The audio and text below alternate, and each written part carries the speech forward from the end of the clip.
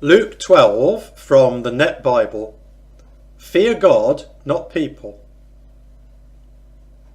Meanwhile, when many thousands of the crowd had gathered so that they were trampling on one another, Jesus began to speak first to his disciples. Be on your guard against the yeast of the Pharisees, which is hypocrisy. Nothing is hidden that will not be revealed, and nothing is secret that will not be made known. So then, whatever you have said in the dark will be heard in the light, and whatever you have whispered in private rooms will be proclaimed from the housetops.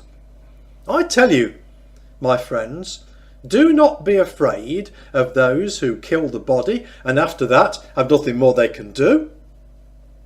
But I will warn you whom you should fear. Fear the one who, after the killing, has authority to throw you into hell. Yes, I tell you, fear him. Aren't 5 sparrows sold for 2 pennies? Yet not one of them is forgotten before God. In fact, even the hairs on your head are all numbered. Do not be afraid. You are more valuable than many sparrows. I tell you, whoever acknowledges me before men, the Son of Man will also acknowledge before God's angels. But the one who denies me before men will be denied before God's angels. And everyone who speaks a word against the Son of Man will be forgiven, but the person who blasphemes against the Holy Spirit will not be forgiven. But when they bring you before the synagogues, the rulers and the authorities, do not worry about how you should make your defence or what you should say, for the Holy Spirit will teach you at that moment what you must say. The parable of the rich landowner. Then someone from the crowd said to him, Teacher, tell my brother to divide the inheritance with me. But Jesus said to him, Man, who made me a judge or arbitrator between you two? Then he said to them, Watch out and guard yourself from all types of greed, because one's life does not consist in the abundance of his possessions. He then told them a parable.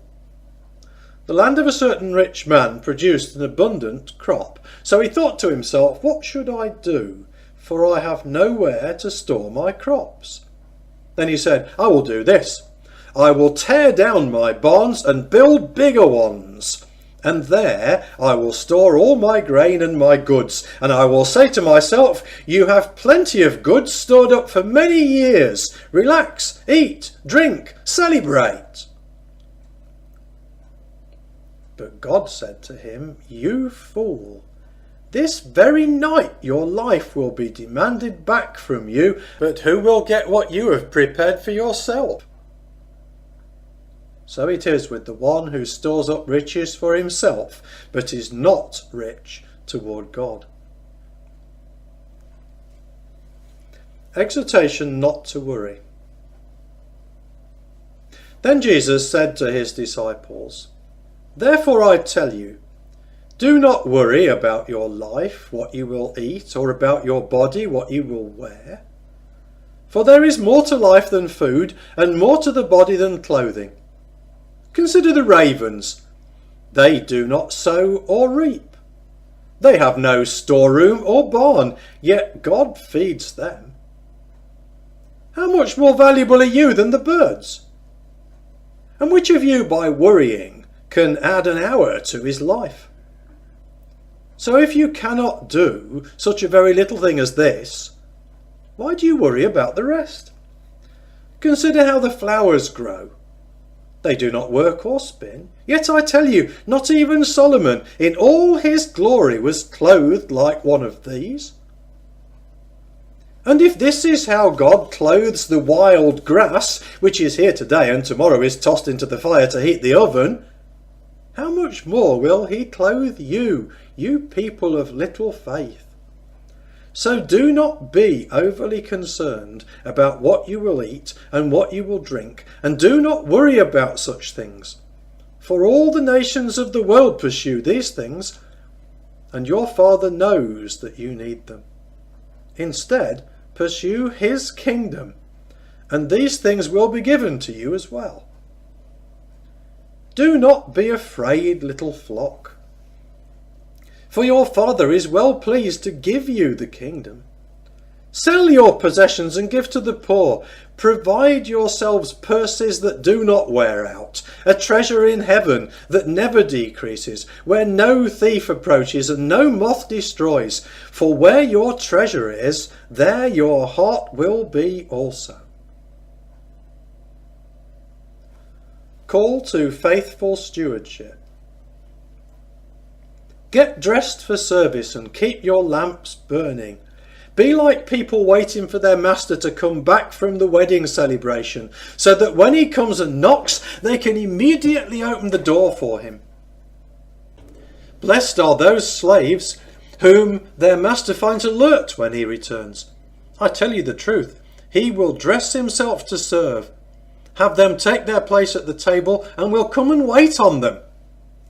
Even if he comes in the second or third watch of the night and finds them alert, blessed are those slaves.